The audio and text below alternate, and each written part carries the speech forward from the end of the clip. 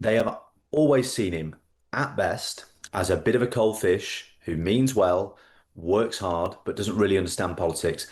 And at worst, they see him as a bit of an idiot. Patrick, I read your column today, and it's the best I've ever read. It reeks of cold, dispassionate fury, basically saying it's over and pointing out what you say is the fundamental flaw in Keir Starmer.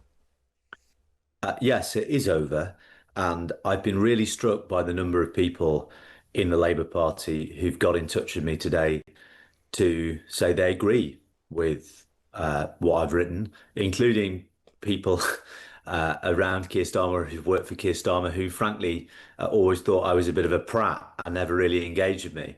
As one person said, you and I were never the best of friends, but I have to say you've written the best account of this entire sorry saga. Now, I don't say that to say I'm brilliant, although if Richard Bacon wants to say so again, he's welcome to. More that my column argues that Keir Starmer is not a politician.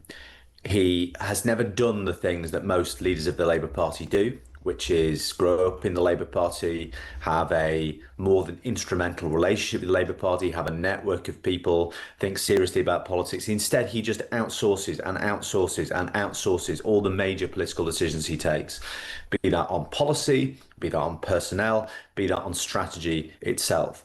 And for a period, that worked for everybody in the Labour Party. But ultimately, people at the top of it, from the cabinet ministers who didn't endorse him for the leadership in 2020 because they didn't think he was up to it, to Blairites like Tony Blair and Peter Mandelson and many, many others who in various ways have served this government. Bluntly, and I think we have to be blunt given the situation the Prime Minister and the Labour Party are in now, they have always seen him, at best, as a bit of a cold fish who means well, works hard, but doesn't really understand politics. And at worst, they see him as a bit of an idiot. And we are seeing that whole dynamic play out now. You can only get into this situation if you are insufficiently political, that you have to outsource big decisions against your better judgment. And we know it's not cynical revisionism that Keir Starmer doesn't really like Peter Mandelson, was never close to Peter Mandelson, but because he came vouchsafed by senior members of his team, he appointed him anyway. And ultimately, we can talk about the vetting documents. We can talk about Morgan McSweeney's relationship with Peter Mandelson. We can talk about this or that. But ultimately, as with every other mistake the government has made, the buck stops with the Prime Minister not having thought hard about the politics of the situation, or indeed politics at all. We're always here to plug content in the Times, but I genuinely cannot recommend strongly enough a good 5 minutes reading Patrick's column, which you'll find on the front of the website and on the mobile app as well. While Patrick is on, let's speak to another Patrick English, YouGov's political pollster, to find out what the public think. What is the public's view about whether the Prime Minister should resign, Patrick English? Well, good morning. Yes, the public are fairly clear on this, actually. 50% of the public think that Keir Starmer should step down as leader of the Labour Party and as Prime Minister, while 25%, around 25% think that he should remain as leader. Now, interestingly, those figures have not really changed substantially since November. So what we haven't detected in our work in the past few days is that this latest episode, this latest, let's say, distraction for the government has really shifted any dials in terms of whether or not people think Starmer should go or stay. So yes, it is the case that far more, in fact, double the number of Brits think he should go than stay as Prime Minister, but that hasn't changed significantly since the start of the winter.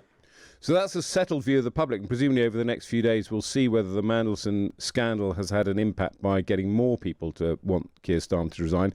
And what is also interesting about your polling, which really struck me, is how many people know about this scandal. It's really cut through with the public.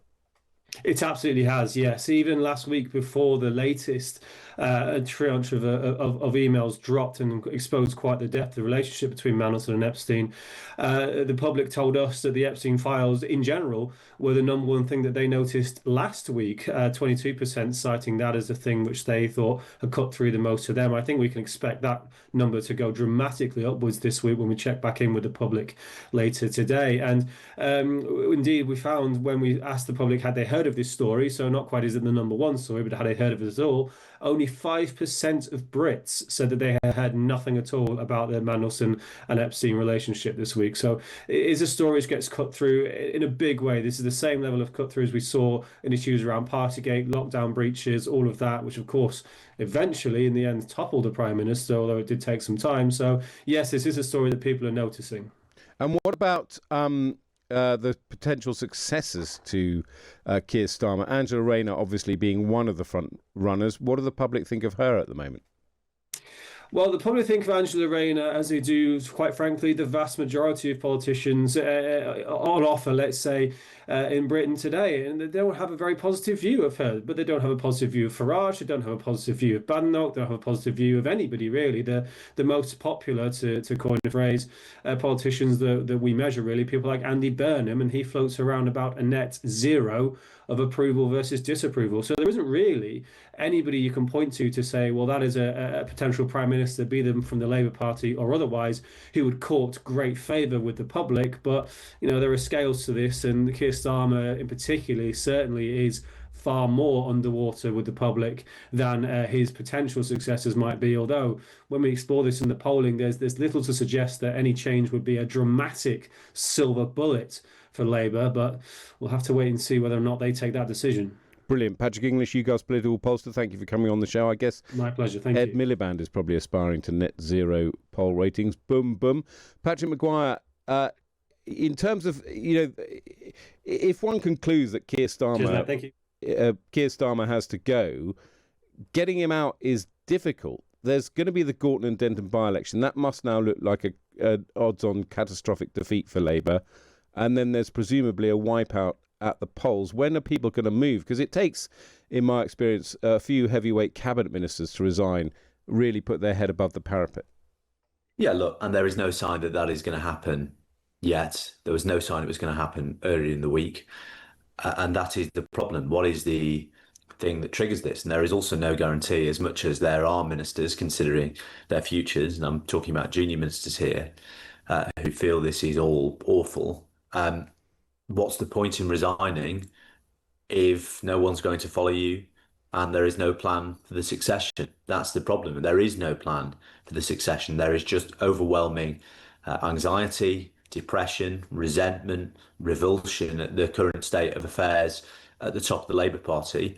But, if you don't know what's coming next, it's quite difficult to move. And the first mover can put themselves at a serious disadvantage in all of this. Now, let's see how the weekend unfolds. But it wouldn't surprise me. It wouldn't surprise me at all if Keir Starmer is still Prime Minister on Monday. In fact, I'd be really surprised if he wasn't. Ditto after the Gorton and Denton by-election, even if that's really bad. What is the plan? Is there a plan? And I just don't see any sign of cabinet ministers resigning yet. Last night I ended up having a conversation with someone who was at Boris Johnson's side throughout late Partygate, and they compared what's happened this week to the point at which Tory MPs allowed a motion on a standards investigation into Boris Johnson to sort of sail through the Commons unopposed. Lots of Tory MPs voted for it. And at that point, Boris Johnson's aides knew the fuse had been lit, it was over, but they just didn't know how long the fuse was. They compared it to skiing downhill, but you can't see the end of the piste. And that's where Keir Starmer is. Maybe, I don't know, maybe Wes Streeting resigns on Monday. Maybe he doesn't. Maybe someone resigns after the Gorton Denton by-election later this month.